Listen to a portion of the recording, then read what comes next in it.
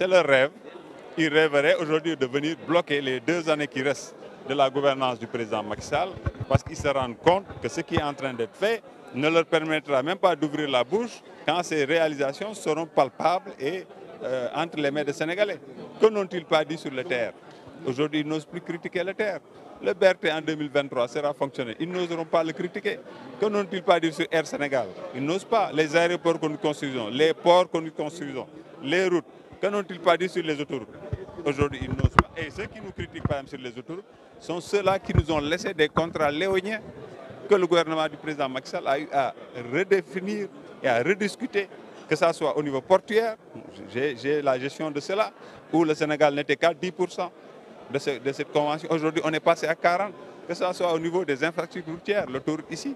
On n'avait rien, on avait 1000 francs, je crois, par année sur les redevances domaniales. Aujourd'hui, on a un pourcentage du chiffre d'affaires avec un minimum de 800 millions de francs CFA. Donc, ce n'est pas les mêmes visions, les mêmes projections et la même gestion.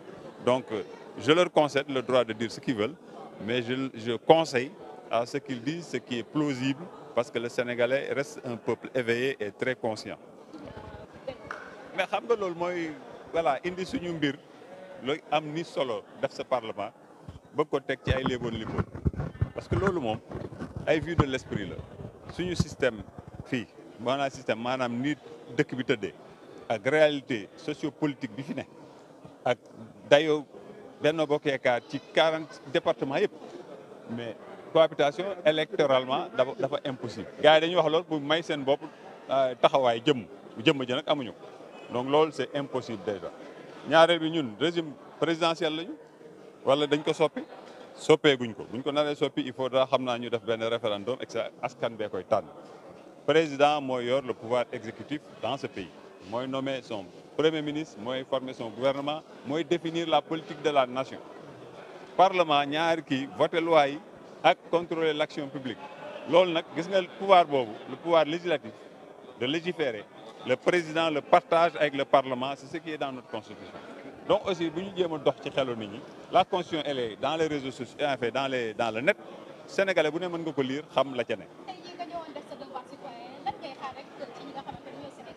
ñu jox ñu ngañaay bu leer nañ bu amul laam-laame à 18h loolu lay xaar ci ñoom parce que loolu mooy saxal jàmm ci réew mi loolu mooy saxal liggéey réew mi nekk muy liggéey bu mucc ay nga xam ne bitim réew ñëpp ak ñuy félicité ci loolu Sénégal tey lu mu soxla ci bitim réew balaa muy ŋàng sax ñu ne ko mu ngi nii loolu kóolute la loolu confiance la loolu solidité la suñu système aussi bien démocratique économique que sécuritaire et tout ce qu'on veut.